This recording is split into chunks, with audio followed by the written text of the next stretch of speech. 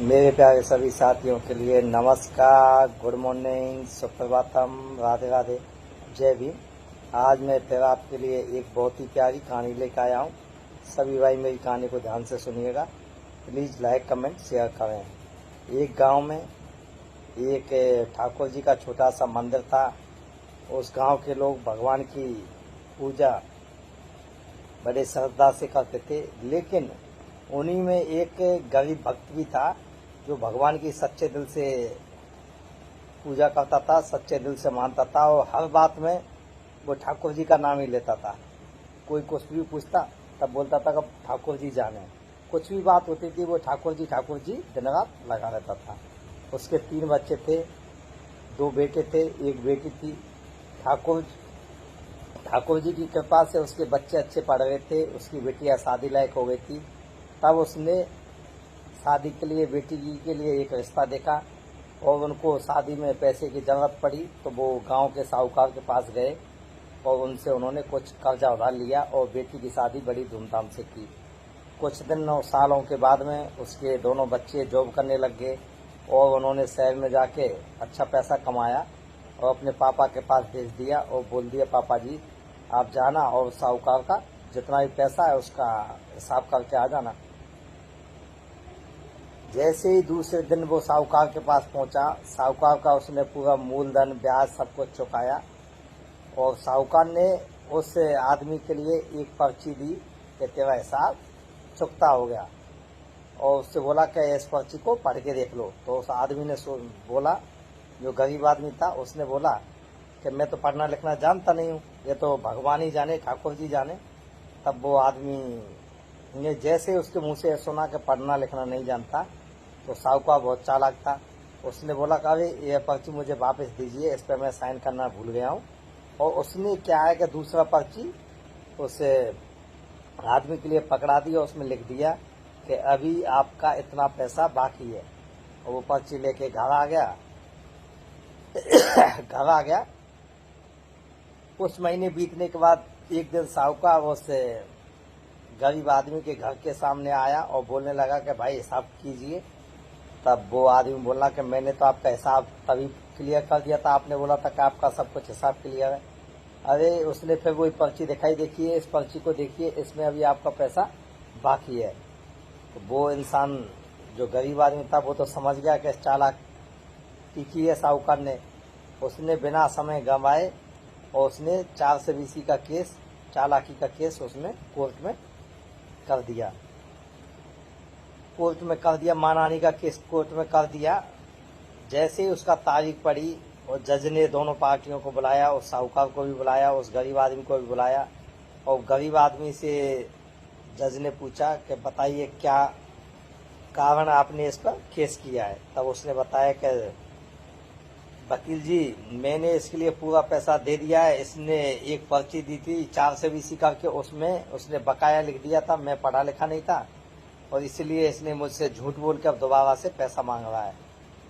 तब उसके मुंह से सुना, साहूकार के मुंह से, साहूकार बोला कि नहीं साहब मैंने इसके लिए पर्ची दी थी, देखिए इस पर्ची पर लिखा हुआ है कभी पैसा बाकी है। तब वकील जी जो जज साहब थे वो भी बड़े असमंजस में पड़ गए। तब जज साहब ने उस गरीब आदमी से बोला कि उस टाइम पर जब आपने पैसे दिए थे तब कोई आपके पास था जो देख रहा हो कि आपने उसको पेमेंट किया है, पूरा पैसा दिया है। तब उस आदमी ने बोला हाँ साहब थे ना, ठाकुर जी थे। तब जज साहब बोले कि ठीक है, अगली तारीख पर आप ठाकुर जी को साथ में लेके आना। अगले महीने जैसे ही उसकी तारीख पड़ी, जज साहब ने उस आदमी को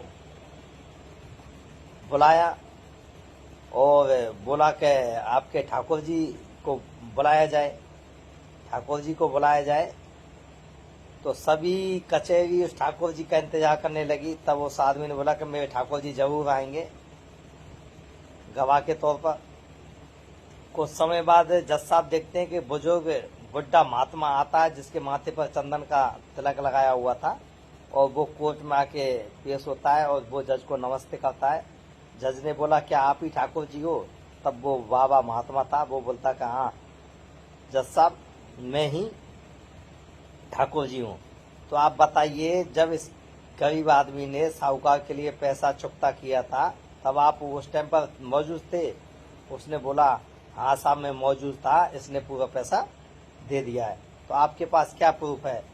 तब उसने बोला ठाकुर जी ने ऐसा कीजिए जज साहब, आप कोर्ट में से किसी एक आदमी को भेजिए, इस साहूकार के यहाँ 3 अलमारियां, 3 अलमारियों से बीच की अलमारी खोलिएगा, उसमें इसकी फाइल रखी हुई है और 22 नंबर के पेज पर एक छोटी सी पर्ची रखिए, उसको मंगा के लाइए, वो ही फैसला करेगी।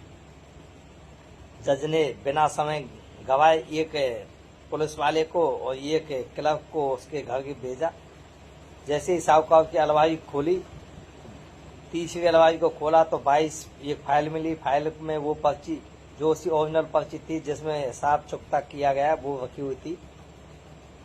और लाके उन्होंने पुलिस वाले ने और उस क्लर्क ने जैसे पर्ची वकील साहब को जज साहब को दी तो जज साहब ने देखा कि जो साहूकार ने गलती की थी, जो झूठ बोली थी, वो तो वही पर्ची है, क्योंकि उसमें तो पहले हिसाब चुकता किया हुआ लिखा हुआ है। जज साहब को सोचते हुए 1 मिनट नहीं लगी कि यह हुआ तो यह कुछ चमत्कार है, क्योंकि इन्होंने जो पेज जो अलमारी वो बताया सब कुछ वही ये लिखा हुआ है और इसमें पर्ची भी वही है। तो जज साहब को पूरा शरीर पसीना से नहा गया और फैसला उस गरीब आदमी के पक्ष में आया। उसको 6 महीने की साहूकार को सजा सुनाई गई थी क्योंकि उसने झूठ बोला था। जज साहब जैसे फैसला सुनाने के लिए उस साधु के पास जाने लगे तो साधु तो वहां से जा चुका था, तो वो साधु वहां से गायब हो गया, उनको नहीं मिला। और वो सीधे सीधे दौड़ के गांव के जो ठाकुर जी का मंदिर था वहां गए और उन्होंने जाके मूर्ति के पैर पकड़ लिए। बोले कि मैंने आज कितना बड़ी गलती कर दी, मैंने फैसले के लिए भगवान को कोर्ट में बुलाया, इसलिए मुझे माफ करने लायक नहीं हूँ। उसने उसी टाइम पर जज से इस्तीफा दे दिया और भगवान की भक्ति करने लगा और वो महात्मा बन गया। तो इस छोटी सी कहानी से यह सीख मिलती है कि ठाकुर जी आपको हर टाइम देख रहे हैं। आप अच्छा कर रहे हैं तब भी आप पर नजर है और आप बुरा कर रहे हैं तब भी आप पर नजर है। यदि आप ठाकुर जी को सच्चे मन से याद करोगे ना तो आपको हर परिस्थिति में आपका साथ देगा। आपको कहानी पसंद आए तो प्लीज लाइक कमेंट शेयर करें। थैंक यू, धन्यवाद।